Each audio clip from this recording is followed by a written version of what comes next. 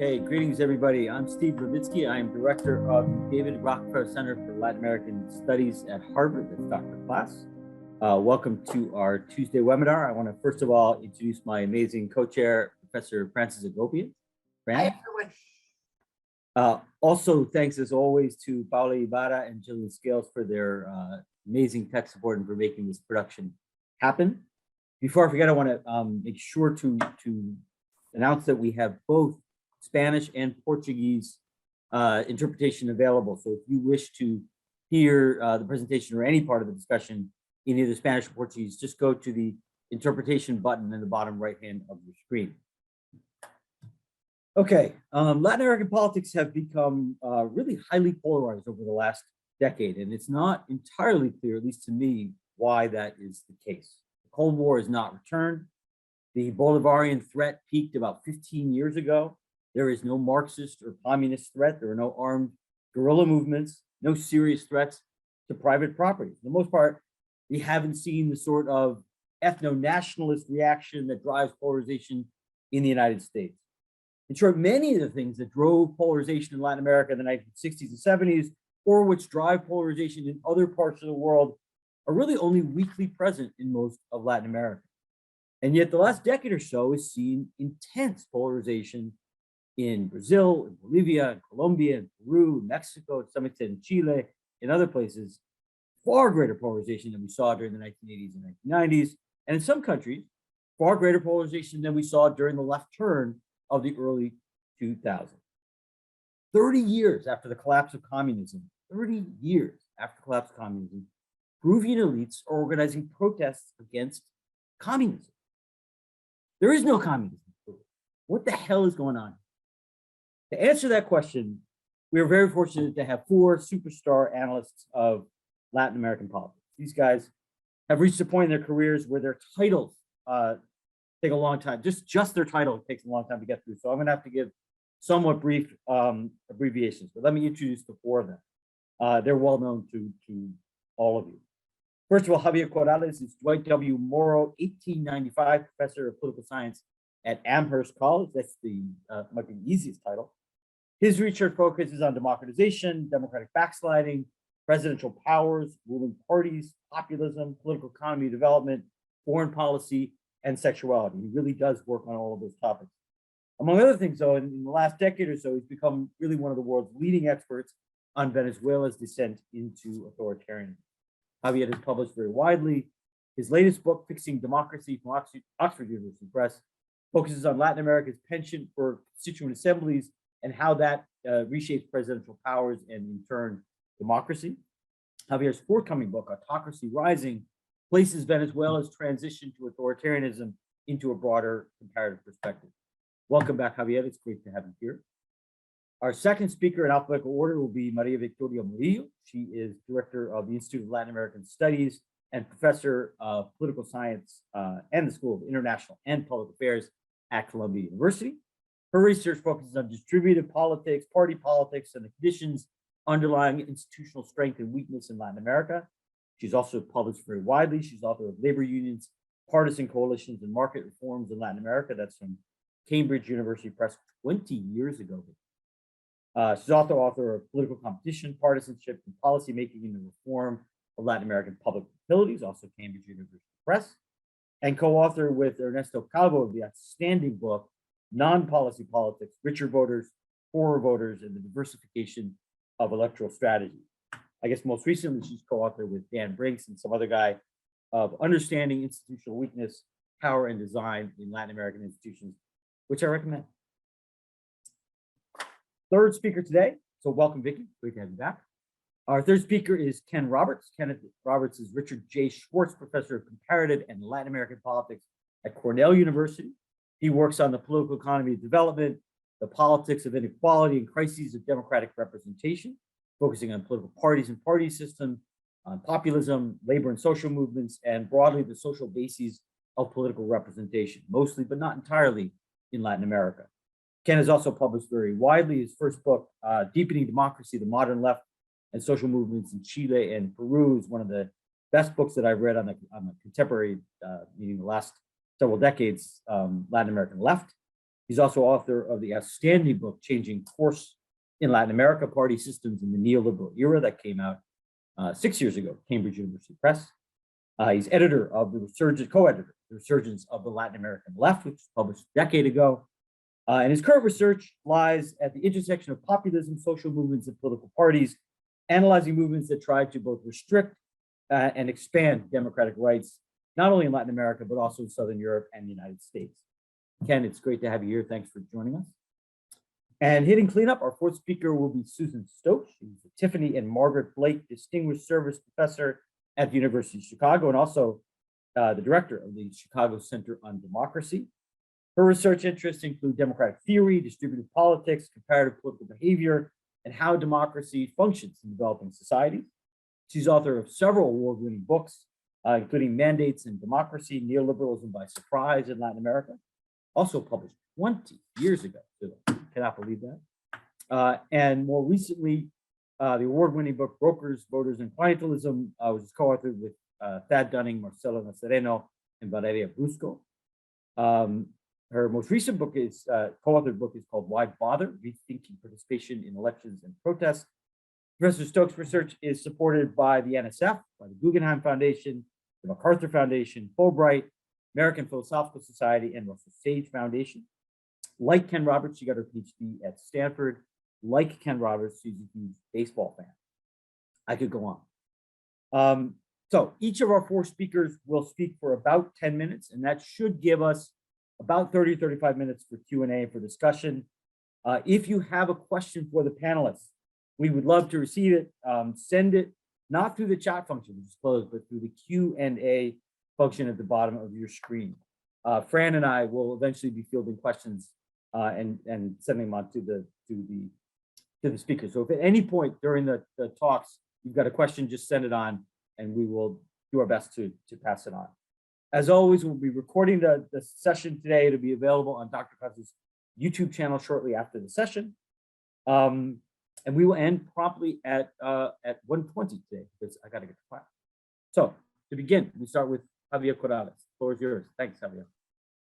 Thank you very much, Steve, and Fran for the invitation, and Dr. Klaus, of course, for organizing this, and everyone who's joining us. Thank you so much. I feel very honored to be in the company of these intellectual giants, and I feel kind of humble that I'm here, and I'm going to get us started. But a lot of what I will say are things that I draw from the work of everybody who is in our panel, and probably in the audience as well.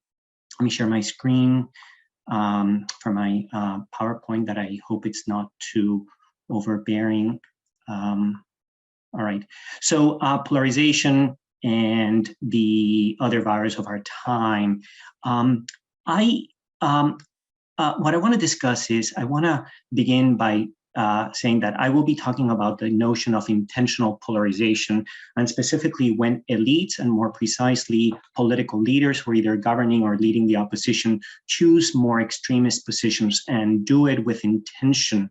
And there are other forms of polarization, but at least be mindful that this is what I am referring to. And I'm going to talk about the two cleavages that have produced polarization. They're not that new, although they have evolved, and I want to talk about them. And then I want to discuss why there are incentives to become extremist in Latin American politics, and connect this to why polarization ends, not just in bad economics, but also a rise in militarization. And then I'm going to use examples.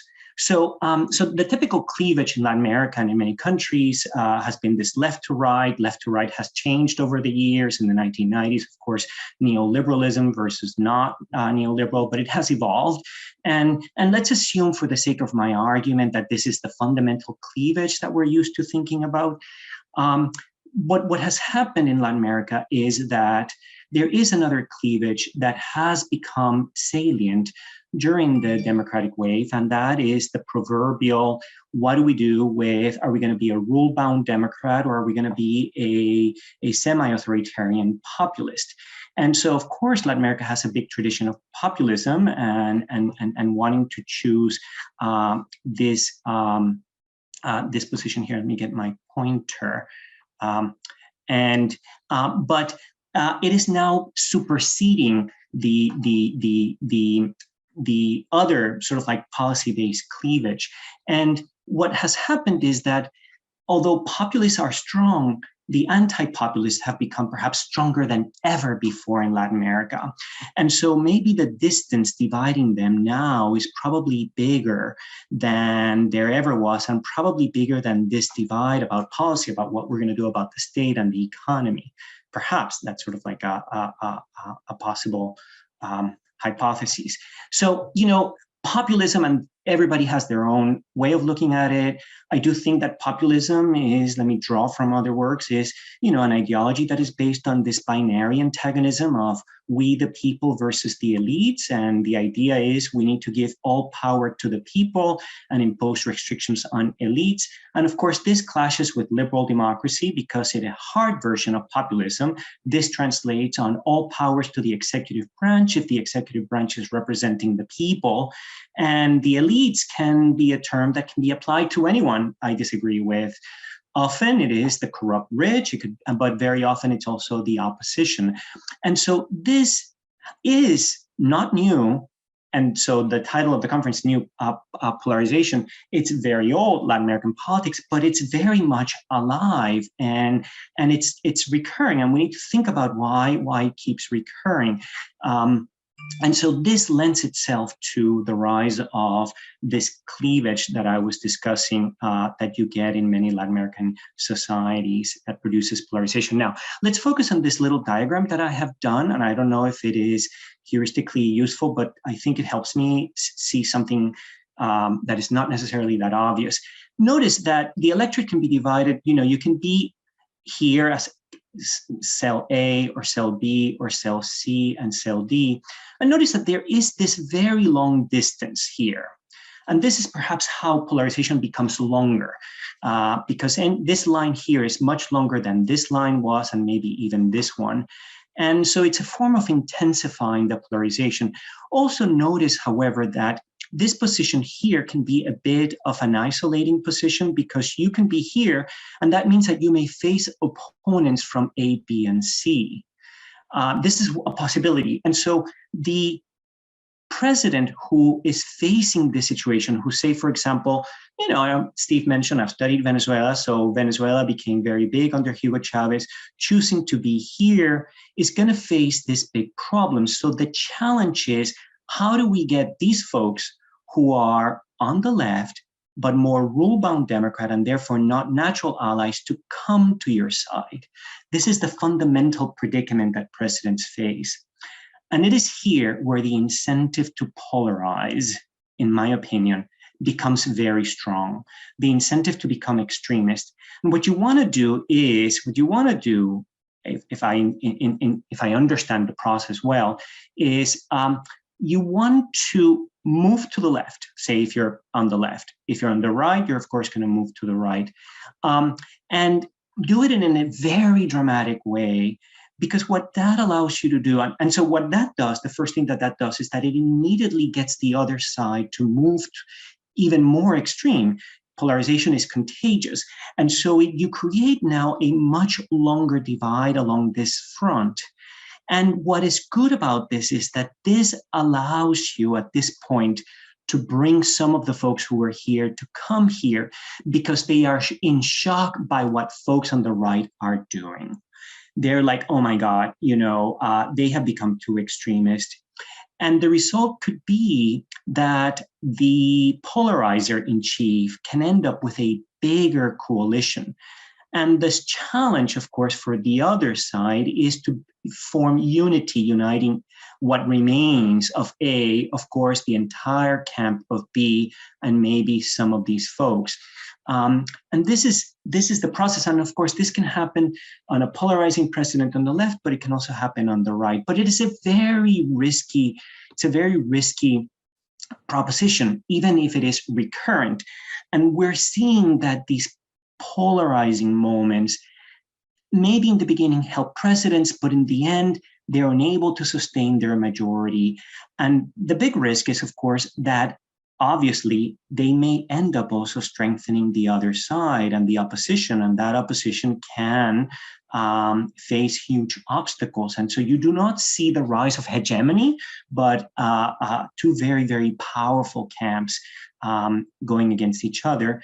And the other risk is, if in a polarizing environment and you're choosing extremism and you are super crazy about this war mentality, in terms of governance, you're going to make a lot of mistakes and your policy environment is going to deteriorate very quickly. So we see declining governance indicators almost automatically. And that means that, the president is always going to be struggling for maintaining a large support because of this situation. And here is where the incentive to lean on the military comes in. And that's why I think it is very connected. And so, we saw it with Hugo Chavez, of course, Hugo Chavez and Bolsonaro, who have done this, come from sort of like a military background. So one could say, they were going to go there anyway.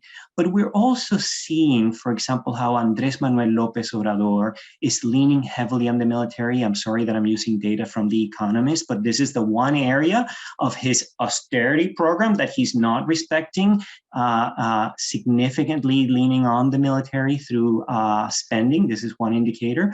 And we also see it now from the latest extremist in the region, Nayib Bukele in El Salvador, who in July of 2021, he said that he was going to double the size of the military in El Salvador to have every 15 weeks have 1,000 more. So we're seeing this expansion now. Let me now give you some taste for those of you who might be a little bit less familiar with how one becomes an extreme politician. Let me just show some quotes from Bolsonaro, who is doing this now from the right. In other words, deliberately choosing very extremist positions in order to provoke a type of reaction. Maybe not, I don't know if they're intending to, but it automatically does that. So Bolsonaro essentially ran on this platform. A policeman who doesn't kill isn't a policeman. He's on the right. He's adapting notions of hardline policies toward insecurity and a very strong sort of like security delivery in a very extreme fashion. And he's had other things, he's had nativism. For example, the scum of the world is arriving in Brazil, as if we didn't have enough problems to solve. He is also merging, of course, Christianity with, he's weaponizing Christianity. The state is Christian and the minority that is against it can leave. In other words, also use Christianity to attack pluralism. The minority must bow to the majority. Jesus Christ was not totally, let me just get rid of this because I can't see my own screen. Jesus Christ was not totally passive. He drove the money changers from the temple. If he had a firearm, he'd have used it. And I love this one. I would be incapable of loving a gay son. I wouldn't be a hypocrite. I prefer that he die in an accident than show up with some guy with a mustache. So I read this and I was like, is it guys with mustache that he doesn't like? What is it? But I think most people understood that he's taking very extreme positions. And so people are really loving this, but it is, of course, naturally producing a very, very visceral reaction by those who are decidedly opposed to this. And it creates one could argue, a very, very, very extreme reaction as well. And Chavez did this from the left. I could have chosen many of Chavez's extreme policies as well as themes. So just to wrap things up, for the sake of time, what I have basically argued is that because populism continues to be present, the system continues to incentivize the notion of intentional polarization. Because if you're going to be a populist in America on the left and on the right, you're going to be a little bit isolated there unless you deliberately go to an extreme and cause this wider cleavage so that you can survive in office and survive your initial intention. And so you end up in this reinforcing cycle of extremism feeding extremism. Those were my remarks. Thank you very much. Thank you, Javier. Our second speaker is Victoria Murillo. So thanks a lot for the invitation, the opportunity to be quote unquote back at Harvard with Javier, where we started our career, and with such a distinguished panel of people whose work has influenced mine so much. So Javier has talked about elites, and I'm going to be talking more about voters.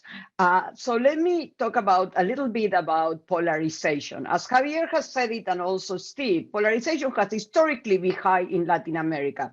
In fact, before the US academia coined the term affective polarization, which means we don't like you, us versus them, that was pretty common in Latin America, even though both camps might not have had pretty dramatic ideological distance. So the conservatives and the liberals in Colombia, they're not very different. Nobody was communist, yet they were killing each other. Children and parents, the families were taking arms against each other. Peronism and anti-Peronism, again, there's not a lot of ideological difference in terms of policy. However, it was a real divide that divided families, that brought violence to the country, aprism and anti-aprism in the case of Peru. And we have plenty of examples of the fact that historically, this has been a very polarizing region. In terms of ideological polarization, a term that became famous in the 70s with the work of Sartori, we also produced tons of examples. Of course, the Venezuelan triennials,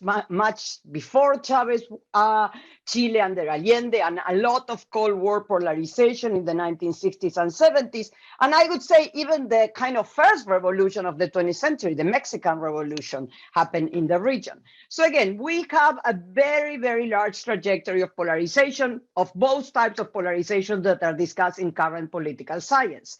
However, there is a very odd period in Latin American history, the period of the 1980s and 1990s. That's the period of democratization and market reforms that has been studied by all that are here in this panel.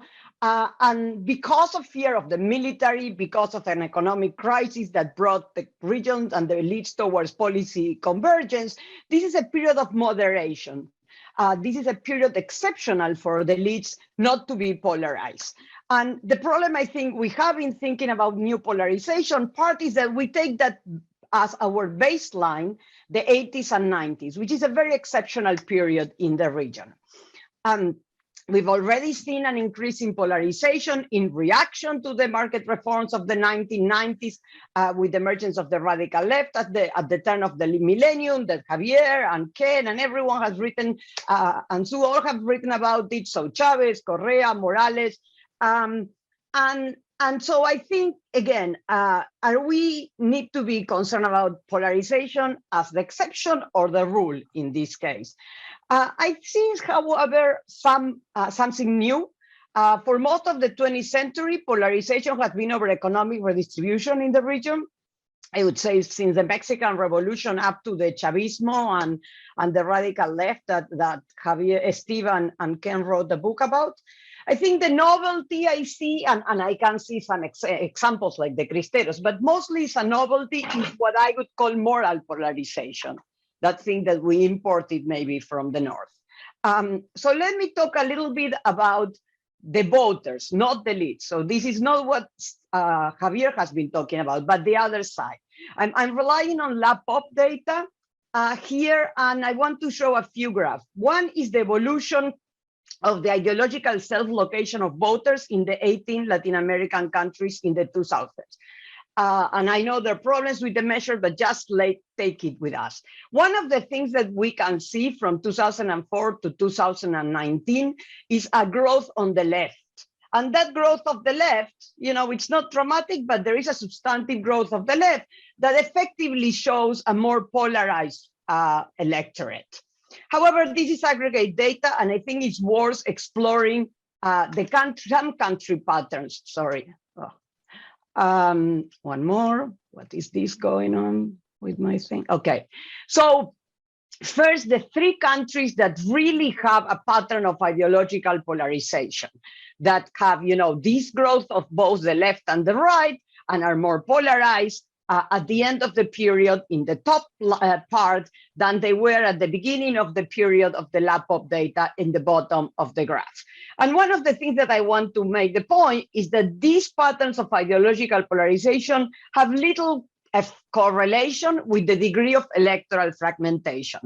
So for instance, you have Argentina here, which if you can see at the beginning of the period, and this is a period I study about, there was basically no left and no right. Everybody was at the center. By the end of the period in 2009, at the top of the graph, you can see that there is more polarization. There's more left and more right. There are now left and right options that are more clear. And as expected, there's little electoral fragmentation. In the first round of the last presidential election, the two most voted coalitions receive 88% of the vote. So there's not much space for anyone else. But if you think this is a clear pattern, go to Peru, the next graph on the right, where also you don't see a lot of clear polarization at the beginning of the process, very similar to Argentina at the bottom of the graph. And as you advance, and at the top of the graph by 2009, you have already, both in the left and in the right, you have more people located. There's a higher density on the left and on the right, and less people are located, fewer people are located in the center. So you would expect, okay, this is another context of polarization. In fact, it was the example that Steve gave in his presentation. But if we look at electoral fragmentation with a very easy measure, which is the first round of the presidential election that happened actually very recently, the two most voted coalitions got 32% of the vote. So electorally, these two countries look very different, and the preferences of the population look very similar. I think Brazil is kind of in the middle, is the left, the most leftward graph. And again, if you look from the bottom to the top, you see an increase on the distribution of people both on the left and on the right of the distribution, so an increase in polarization, and a lot has been written about this particular case that I will mention later, and the 2018 election being a critical one. But again, here we have an in-between case in that 2018 election, the two most voted candidates, Haddad from the PT and Bolsonaro receiving 74% of the vote. So not as much as in Argentina, certainly much better than in the case of Peru.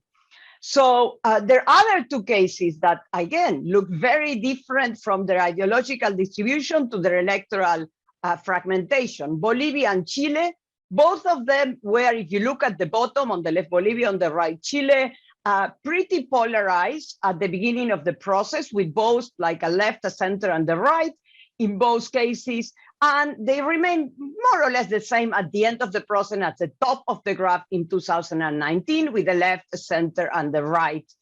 In the case of Bolivia, there is a center right and a more extreme right. And in the case of Chile, there is a center left and a more extreme left.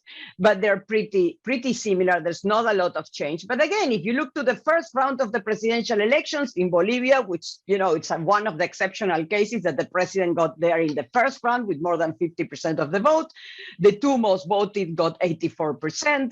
And in the case of Chile, that's a very recent election, and the two most voted barely got more than 50% of the vote, and they were quite extreme in their options. So again, there's not a lot of correlation between ideology and electoral outcomes. And then the last kind of pattern I want to show is what I call the shift from the left to the right. These are the cases of Colombia and Mexico.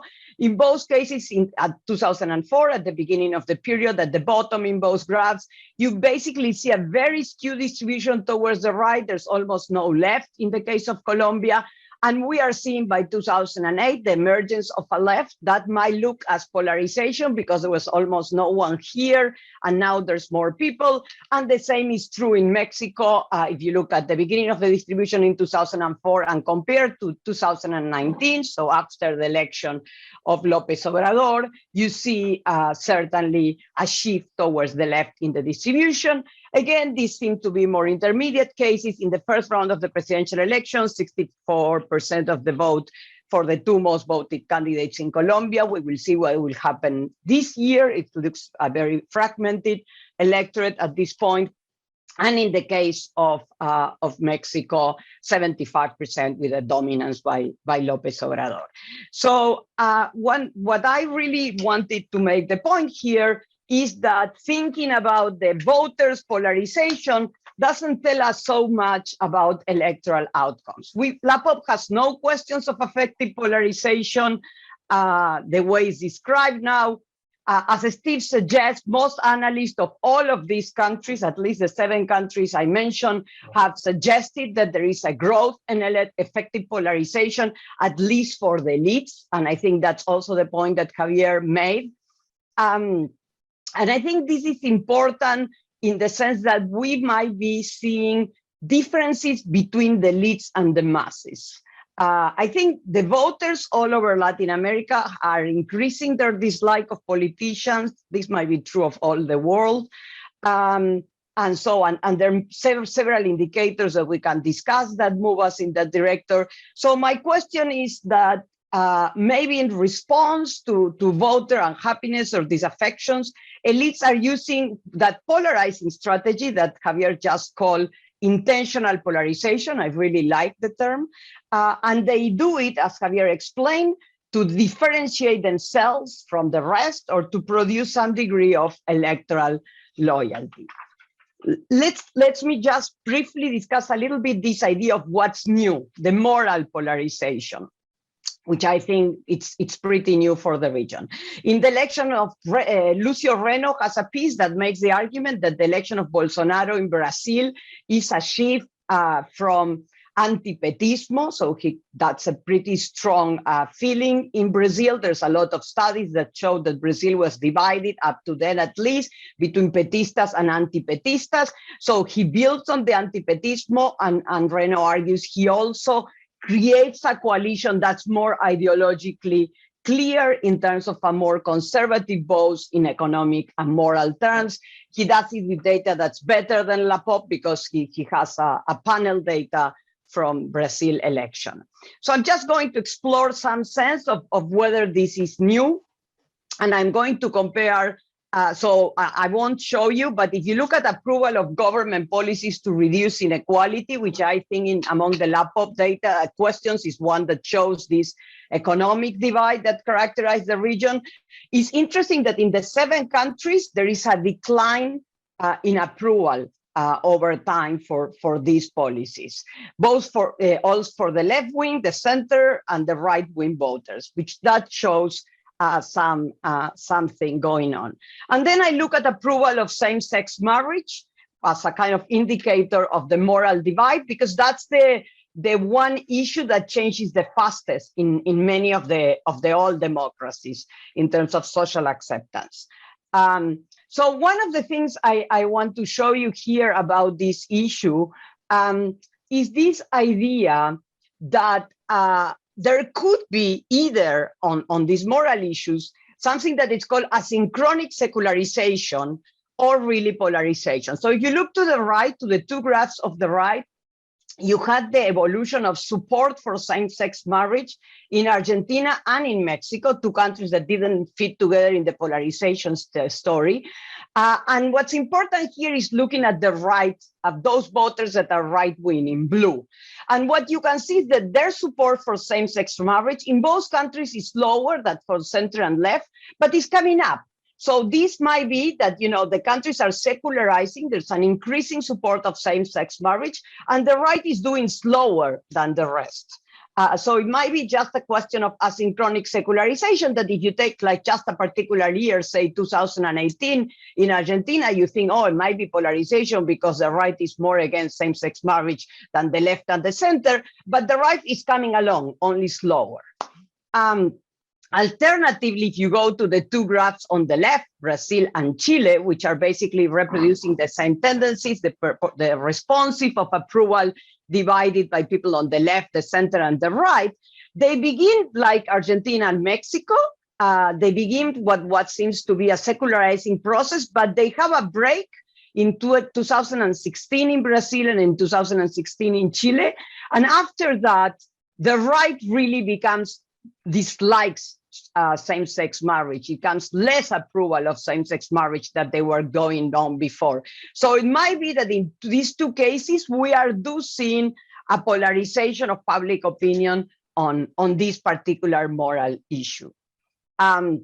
It's unclear that this is a regional trend. I look at the other three countries, and as you can see, support is much lower than in the other four for this particular issue.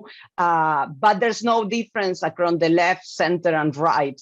Basically, the trend is pretty stable in that the approval is not growing in Peru, in Bolivia, and in Colombia. So let me conclude with the idea of whether we really should be talking about polarization or voter discontent if we're looking at voters, which is different from elites. So I do believe that the polarized elites might not be reflecting really the same degree of polarization among the masses, and might be using polarization, as Javier suggested, as an intentional strategy to try to build coalitions that are larger, in part because polarization, we hate you, it builds on fear and emotion, and the more you're more afraid of the victory of others, the more likely are you to support this side, even though you might not totally like what this side is for. And so I think that's one of the reasons why voter polarization patterns do not necessarily reflect electoral outcomes in these countries. I think economic redistribution, in my impression, at least for elite, has continued to be an axis of elite polarization, although we don't see a lot of policy change in any of these countries if we compare either with the 1990s or even with the first decade of the 2000s. And I find moral polarization as certainly the novelty happening, but I don't have any idea of exactly where it's going on. I mean, there are unclear trends, as I mentioned, in public opinion. There might be in a couple of cases where we see polarization, but we need more time to really evaluate this. What I think voters really have in common, and the surveys, all the surveys are showing this, it's unhappiness. There is a decline in support for democracy. Still, it's a majority supports democracy, but we see a decline across all different ideological, the left, the right, and the center. And what I find particularly worrisome is that it's higher among younger people in almost all countries. And also we see this unhappiness in terms of the electoral outcomes, increasing electoral fragmentations, the election of Peru, of Chile, of Costa Rica, increasing anti-incumbent vote, the last elections in Argentina, the turnout coming down. So certainly people are unhappy with what they have, and polarization might be one of the strategies of elites to deal with that situation. Thank you very much. Thanks, Vicky. Our third speaker is my friend Ken Roberts. Okay, well, let me just start by thanking the David Rockefeller Center for organizing this event on such an important topic for understanding contemporary Latin America. I also want to say that I'm going to share a few thoughts that come out of a book project that I'm working on with a colleague of mine at Dickinson College, Santiago Anria. So we're working on a project that looks at polarization and democracy in contemporary Latin America, in particular after the left turn, trying to understand part of the transformation in the region that has taken place in recent times. And I want to start just by saying that I think polarization is a very difficult phenomenon for us to try to get our hands on. It's a complex, multidimensional political phenomenon that takes place at different levels of analysis. And so as Vicky and Javier have already reported, there's an elite dynamic that is part of polarization.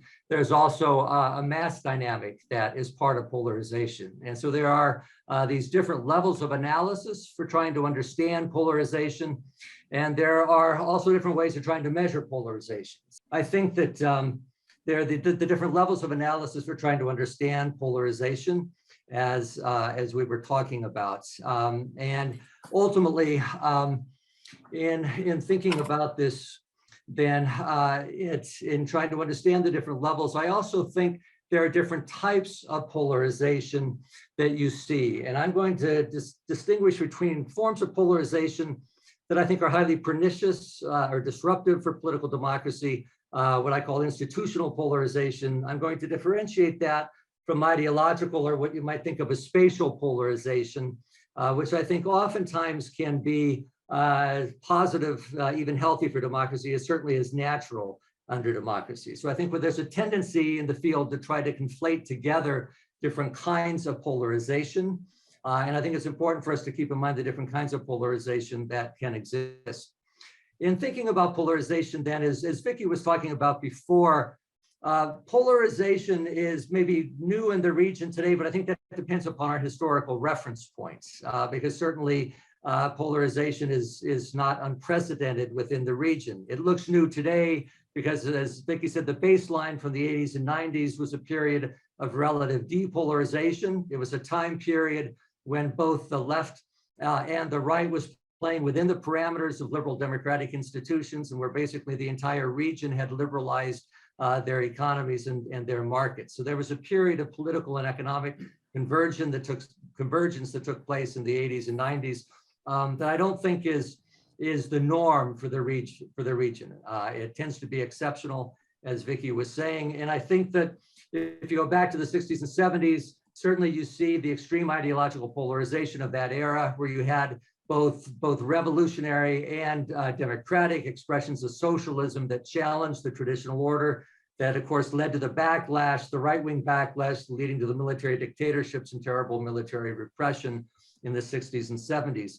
So in some ways, the 80s and 90s was part of the dual transitions to political and economic liberalism that took place in that era, where you did see an elite convergence around political pacts to reconstruct political democracy. You also had in that context, of course, the debt crisis, which led to the collapse of state-led development, and ultimately a context of economic crisis and neoliberal reform, where the free market model was left as the only game in town for economic contestation. So in some ways, there was a real limitation of the options that took place in the 80s and 90s within the region. It's also the post-Cold War context, where you basically had a severe erosion of socialism as any sort of ideological reference point for the left.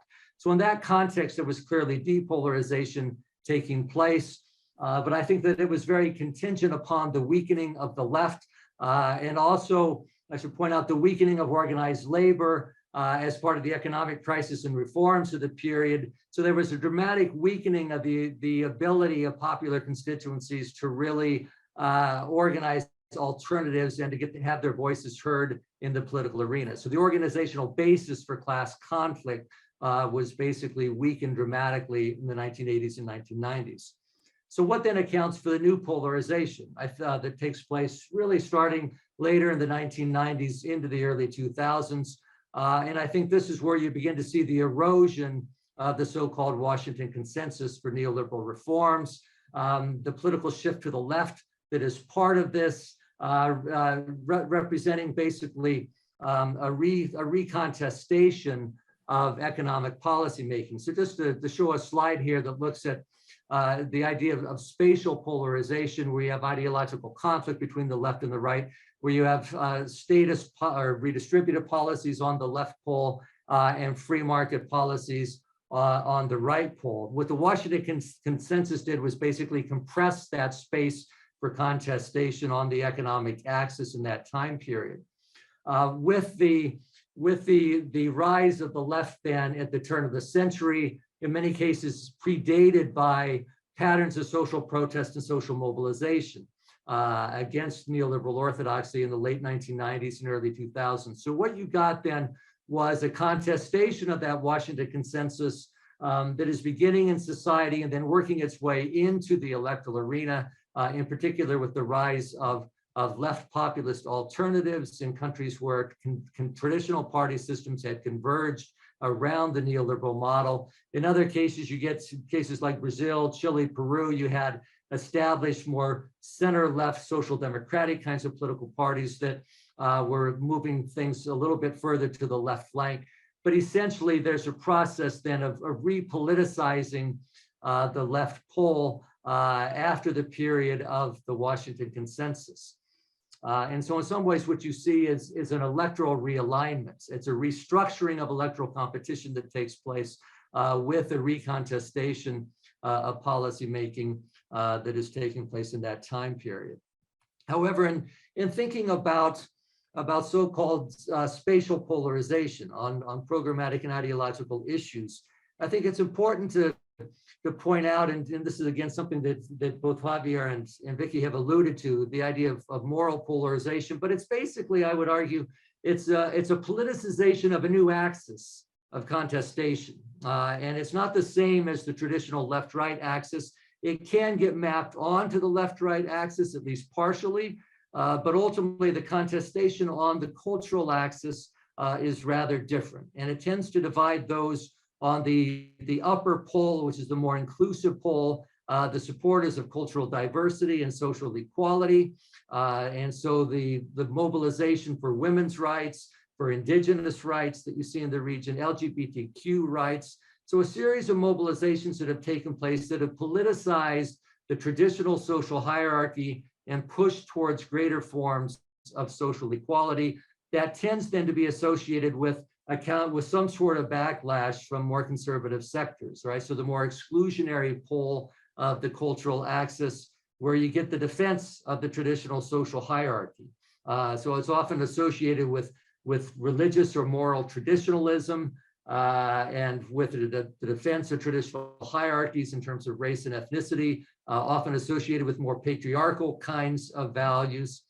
So ultimately, the politicization of cultural values and identities becomes a very important part of the new polarization. It's not simply a polarization on the economic axis, but it is rather a two-dimensional space of contestation. And I think there's an element of what you might think of as the conservative dilemma at play here. I think to the extent that conservative parties find it difficult to attract mass support for the neoliberal model itself. I don't think the neoliberal model was ever hegemonic at the mass level in Latin America. There may have been an elite technocratic convergence around neoliberalism, but as we saw with the regaining of the capacity of popular constituencies to organize, not so much through the old labor-based blocks, but new kinds of social actors, indigenous movements, the lower income communities in urban areas, et cetera.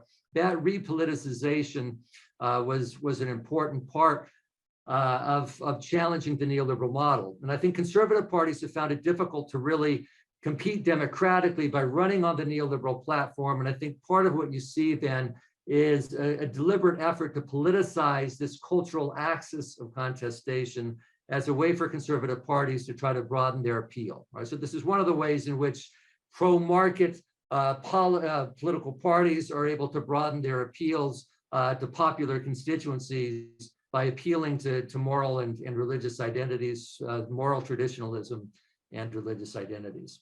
So I think there's very much a two-dimensional space of contestation here on both the economic and the cultural axis.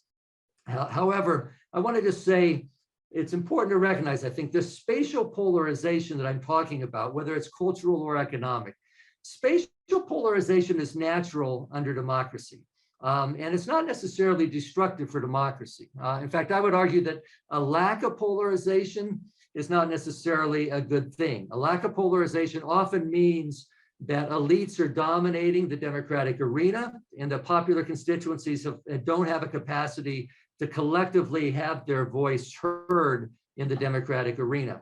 And in fact, democracy provides certain institutional mechanisms to try to limit spatial or ideological polarization. Right? Parties that are too radical so that they only represent a narrow slice of the electorate tend to lose elections. Right? The electoral mechanism has a way of inducing political parties to moderate to be able to compete in the democratic arena and capture the so-called median voter. Democratic institutions also provide a series of checks and balances that restrain radical parties that might get into power if they don't have broad bases of support. Right? So democratic institutions provide a series of mechanisms that are supposed to manage and process the conflicts that come with spatial polarization. I think the problem, however, is where I see polarization becoming especially pernicious is when those institutional mechanisms themselves of democracy become the focal point of contestation. Right? And so this is what I call institutional polarization, where the democratic institutions that are designed to provide checks and balances come into contestation, where you have actors who are gaining power, but then try to use the institutional levers that they control to try to concentrate powers, to undermine opposition parties, to manipulate the electoral arena. It's those forms of institutional contestation that always magnify polarization that may exist spatially. You may or may not have polarization spatially, but where you get this kind of institutional contestation, it is always highly polarizing because it magnifies the stakes of democratic contestation. So where you have this institutional contestation, what it means is that politics becomes a winner-take-all game, something that Steve has written a lot about. But where you get actors who try to use political power and try to seek increasing returns from political power so that the temporary advantages of incumbency are turned into permanent forms of democratic competitive advantage. So I think it's this institutional manipulation that always magnifies spatial polarization. It tends to shorten actors' time horizons, and it tends to make both either winning or losing. It raises the stakes of those democratic outcomes. So ultimately then, just to try to conclude, I want to say that I think it's important for us to recognize the differences between spatial polarization and this institutional polarization, try to identify the kinds of competition and conflict that some forms of competition and differences that can, I think, be functional for democracy. They help to give parties a broader base of representation, right? Some spatial polarization means that parties are representing different actors and different interests and different social groups in the democratic arena. So some forms of polarization, I think, can be healthy for democracy. But when it gets translated into the kinds of institutional contestation that I was talking about, I think that's when we have to be very worried about the implications for democratic stability. So I'll go ahead and close there. Thank you, Ken. Okay, hitting cleanup, we have Susan Stokes. Are you there? Great, thank you so much. This is a wonderful opportunity. I'm really grateful to Steve and to Fran, and what a great opportunity to just sit here and listen to these really interesting presentations. So I think we're running a little short on time, so I'm going to try to be quick. I am adopting a position of agnosticism about whether there is a new polarization in Latin America. And I think implicitly some of my fellow panelists have also expressed some agnosticism. And they've made very valuable distinctions between elite level polarization and polarization at the level of electorates or the citizenry, the masses. They've also made distinctions between policy and ideological polarization and affective polarization, the sort of tribalism that we do see in some parts of the world. I think what we definitely, the casual observer even will notice is a lot of hardball politics among political leaders, office holders, and the like. A lot of norm breaking. So, Peru may get its 7th president soon if his legislative opponents get their way and manage to dump him. Dilma Rousseff was dumped in an act of hardball.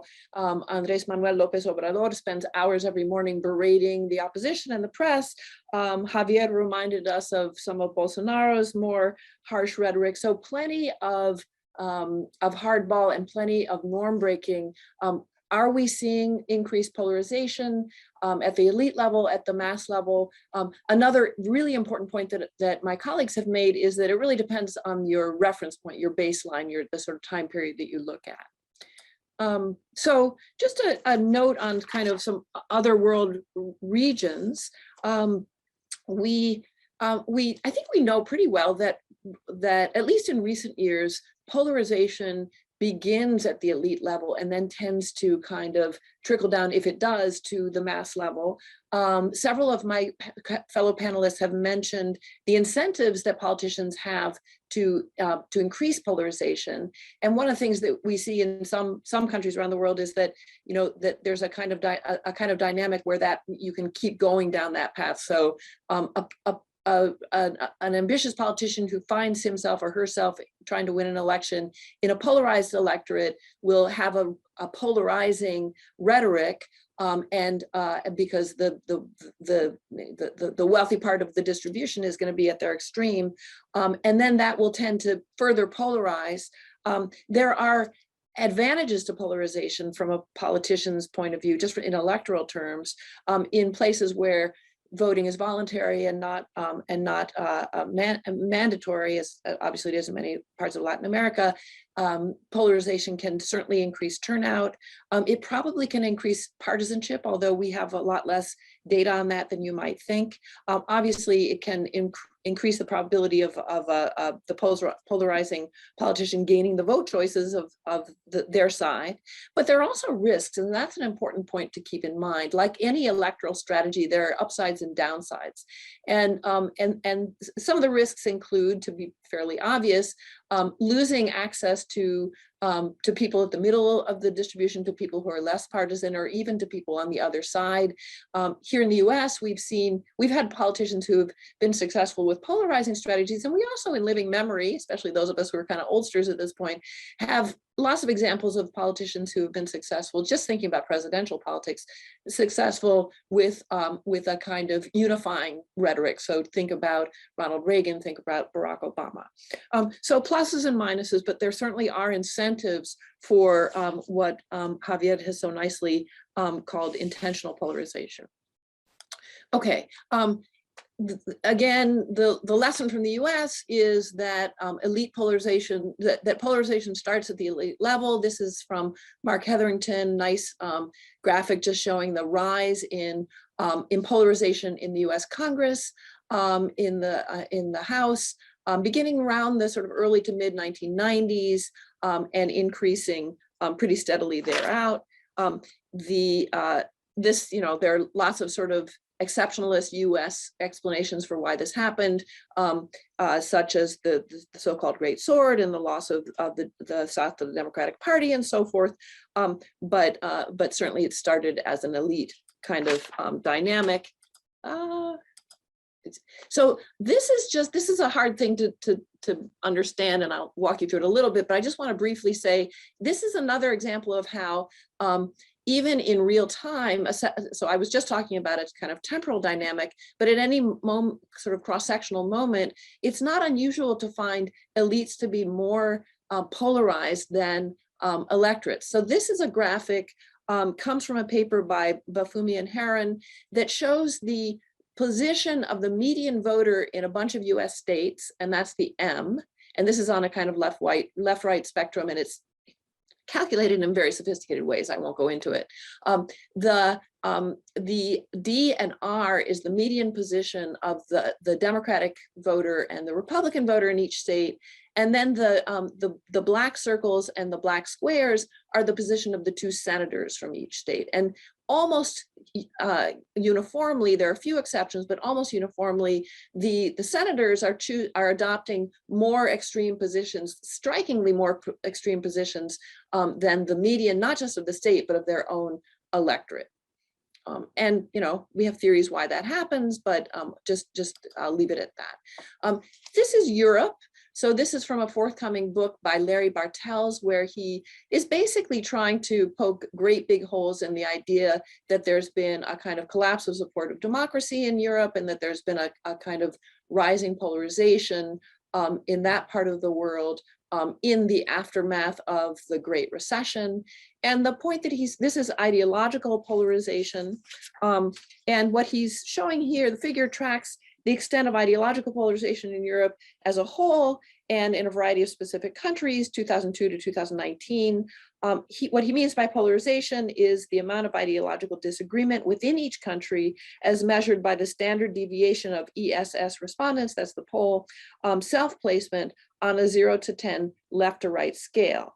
For Europe as a whole, there was a noticeable uptick in ideological polarization in 2012, 2013, but the overall change from 2002 to 2019 was just 0.03 on a 0 to 10 scale, an increase of less than 2%. So the point here is that, we think of these as highly polarized times. Certainly countries like, Poland, which is actually marked here, Hungary, which is included in this set of countries, the United Kingdom, we feel that there has been a rising sort of tenor of polarized rhetoric, certainly from the elite and policy as well. And yet this is not a period of marked increased polarization in the electorate among the citizens. Okay, so I, like Vicky, am interested in what we see about same-sex marriage in Latin America. And I was super interested by your graphs, Vicky. What I'm showing you here, the one point of showing you some of these pictures, and by the way, this is drawing from collaborative research with Lautaro Chela, who is a PhD student here at the University of Chicago. Super grateful for him for the collaboration here. So one point of showing you this, and I'm going to show you a couple other graphs from other countries, figures from other countries, is that this is, I think, the picture of what polarization looks like. So the picture of polarization is, little density in the middle, a lot of density at the extremes. So Vicky showed us some pictures that did indeed show some growth of density at the extremes, but they still showed a lot of density at the middle. Now, she very well explained that these are questions, a lot of them are self-placement on a left-right scale, and you take that with a big grain of salt. Who knows what people really have in mind when they say that. But I think these are the pictures we're looking for when we're looking for polarization. Now, on this particular issue, this is gay marriage in Brazil, we see polarization. Now, we see a couple different things. We see that if you compare 2010 with 2019, you do certainly see a shift toward support for gay marriage. But you don't really see a collapse in the pattern of polarization. That is, that people seem to be, the shift is not toward a lot of people sort of thinking, yeah, well, maybe under some conditions or whatever, they're polarized on this issue. They remain polarized on this issue as in aggregate. Same kind of story, basically a little bit less so in some periods in Chile, again on same-sex marriage. Here you see a fairly strong shift from the beginning to the end of the period in favor of same-sex marriage, but still that kind of classic, low in the middle and higher at the extremes kind of picture. Now, this is a picture of non-polarization. Happens to be, again, same-sex marriage, this time Peru. The pattern is not a polarized pattern. The pattern is a strong pattern in opposition to same-sex marriage, with very little variation across the period. So, it's interesting that it's about same-sex marriage. It's interesting that it's about one of these moral polarization issues that Vicky was mentioning. But the main point I'm making here is this is a non-polarized kind of pattern. Okay, so what I'm showing you here, and again, I'm trying to motor through very quickly, is sort of, this is over time, changes in mass polarization on this policy issue, the same policy issue, and I'll say another word about a different kind of policy issue, which is measured in the standard deviation of agreement with policy positions. And so overall, there is polarization, again, gay marriage in Brazil, Chile, and Mexico, but it's not really something new. And in Peru, there's mostly just opposition to gay marriage. So we also look at patterns of polarization on economic issues. And that the particular issue that we've used to look at there with the LAPOP data is how much state ownership there should be in the economy. And I'm not, in interest of time, I'm not going to show you figures on that, but we do see some polarization and we see some shifts over time, but again, not a clear pattern of increased polarization at the level of the electorates.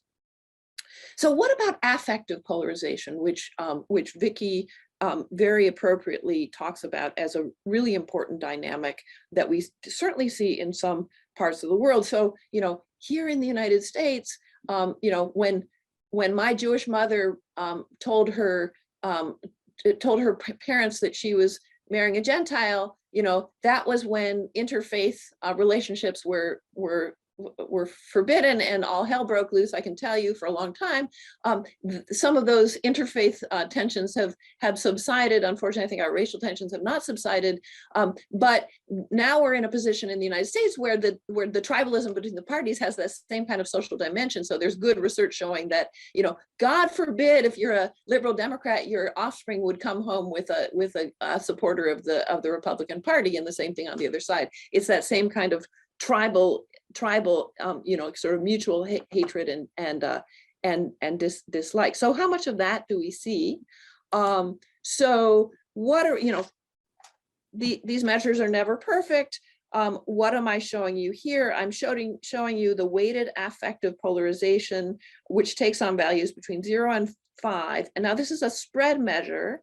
It shows how spread people's like and dislike categories are between different parties. So basically asking people, you know, here's a political party in this country. How, you know, do you like it? Do you identify with it? How do you feel about it? And then you can calculate kind of like dislike scores for people. What do we see here? Well, we're basically seeing that that kind of affective polarization is kind of bumps around at kind of average levels in Brazil, Mexico, and Peru, and has recently decreased in Chile. The issue with the decrease in Chile is we're not really distinguishing here between a kind of I like my party a lot and others not so much, from a kind of que se vayan todos kind of thing of, you know, I don't like any political party. So let's look at another picture, and this is going to be my last one. This is, so if you separate out people who don't identify with any political party from those who declare themselves to be partisans, so that's that right panel that I'm showing you, that is more helpful in kind of distinguishing. So these are people who do like at least one political party, they may like more than one, and they're telling you how much they like that party as opposed to how much they dislike the other party. So what do we learn from this? Levels of mass effective polarization bounce around a bit. There's no clear evidence in this period, and I emphasize this period because my colleagues have very appropriately called our attention to reference points, but there's no clear evidence in this period of a secular increase in affective polarization. Wow, that's a mouthful. Let's just call it, you know, mutual hatred among partisans or something. There is an uptick, something of an uptick in Brazil. So, you know, that's all I'm going to say. Just to, again, I think that we need to look very, you know, really closely. We need to have very clear conceptualizations of what we mean by these things. And I guess I stay somewhat in the agnostic category. Thank you so much. Thank you, Sue. All right, you guys were outstanding in terms of your insights. Less good in terms of time management, kind of a C-. We have a little bit of time. I'm going to try to weave together a few questions, but note you really, honest to God, each have to do it after responding in 2 minutes. So quick answer. I'll try to not be all over the place. This mostly comes from a question from Bob Kaufman, but there were several other questions sort of leading this direction, which is that most of the evidence, there was a lot of evidence presented here today, but a lot of it suggests that there's not a clear movement in the electorate towards greater polarization. It might vary a little bit on the dimension, might vary a little bit by case, but we're not seeing overwhelming evidence of a certainly a uniform movement in a polarizing direction in the electorate. So could you talk a little bit more about the incentives for politicians to push to the extremes? Javier has a theory. It's not clear why those incentives would be stronger today than a decade or 2 or 3 ago. But why do politicians have an incentive to polarize now if the voters aren't necessarily there? And just to tack on a couple of other questions, might it have something to do with partisan fragmentation? What is the relationship of party system collapse and partisan fragmentation to polarizing strategies? And secondly, just a couple of quick questions about the opposition. One, a question early on in response to Javier's talk is why necessarily should we expect opposition parties to polarize in response to a partisan strategy? Why not shift to try to capture the center in response to a polarizing strategy? And secondly, a broader question, a more of a sort of what to do question. What do we know about moderate parties or moderate politicians' strategies in trying to neutralize intentional polarization? I'm sorry to leave you guys with about 2 minutes each, but some of us have run to class. Why don't we go in the same order? So we'll start with Javier. Yeah, let me say that I emphasized the risks of polarization, and Sue mentioned them even more eloquently, but it's important to keep in mind the possible payoff. And one payoff is that you can get away with undermining democracy if you can generate enough of a coalition. So that is a significant payoff. And because you're facing more people opposed to that project, you have a stronger incentive to gather your people in your support. And the other payoff is, and Steve, you alluded to this, it is possible to actually fragment the opposition with polarization. I mentioned that there were 3 other cells available, and I said, it's possible that they could come together, but for the most part, they can easily stay fragmented, all hating the intentional polarizer, but this is definitely a possible payoff.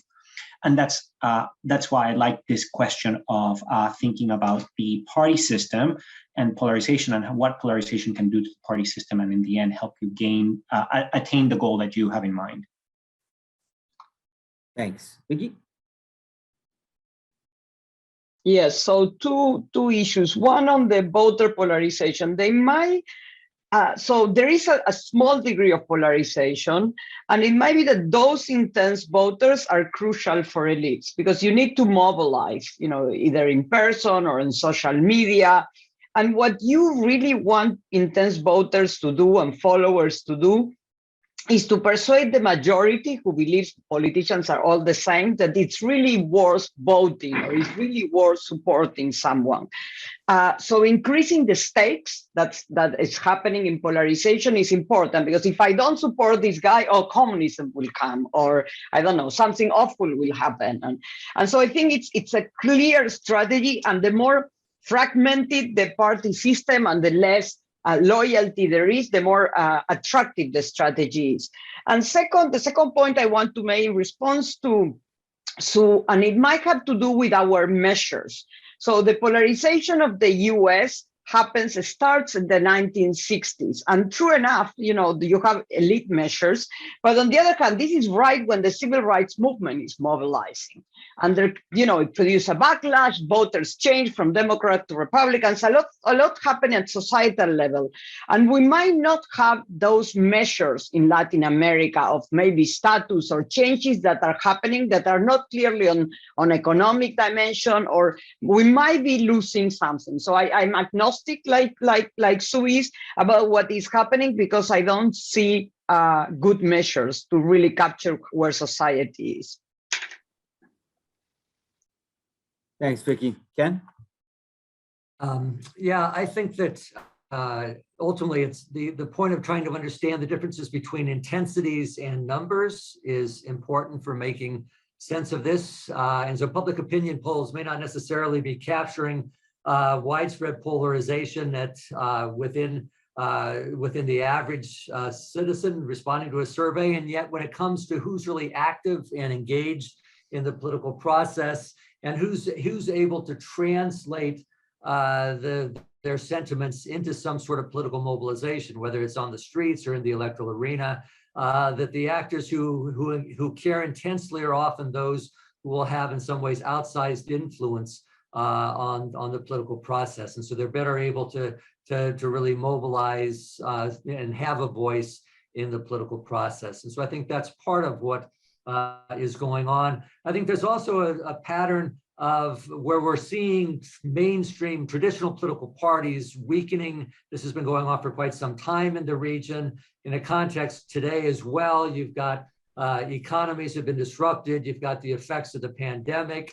So there's a lot of just routine anti-incumbent voting that is going on. But in general, people's attachment to specific political parties is very weak across the region. What tends to be much stronger than partisan identification is negative partisanship and your opposition to the other side.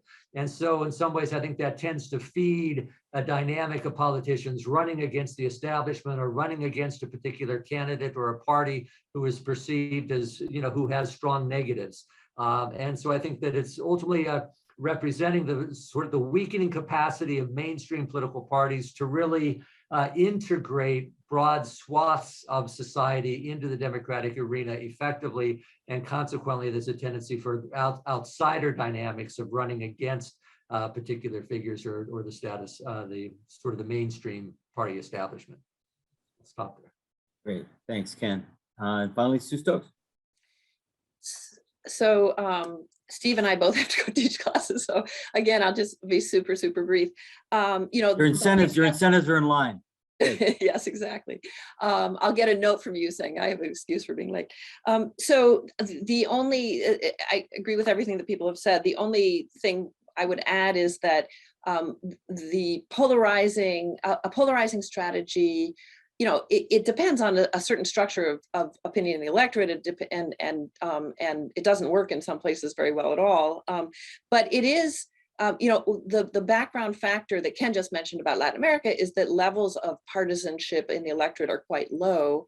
And even in compulsory voting systems, of which there are many, it turns out that compulsory voting doesn't build partisanship particularly well. In fact, another former grad student of mine, Eli Rao, has a very nice paper that shows that in Chile, people who registered to vote for the referendum in 1988 and therefore had to vote forever were no more likely to be partisan, even if they were different in age just by a little bit, than people who weren't old enough to vote to register to vote in the referendum and therefore didn't vote. So voting itself doesn't build partisanship, and so you have lots of unclaimed people out there who potentially you can turn into partisans, and there are all kinds of advantages of having partisans. People who support you, who are your partisans, will forgive you a lot more for your transgressions against democracy. They will stick with you through some bad times in terms of your incumbent performance. And they make donations, and you can turn them out for protests and all that kind of stuff. So I do think that that's one reason that there might be an extra kind of oomph for that kind of strategy in Latin America compared to other parts of the world. Thanks, guys. You were much better time-wise in the second round. I unfortunately need to close. I do want to announce that next week we got a great presentation. Professor Eduardo Moncada, Barnard College, we'll be talking about his new book, Resisting Extortion, Victims, Criminals, and States in Latin America. Finally, I want to thank our four tremendous speakers. I can say I learned a tremendous amount today. So thank you to Javier Corrales, to Vicky Murillo, to Ken Roberts, and to Sue Stokes. And Sue, run off to class. We'll see you all next week. Take care.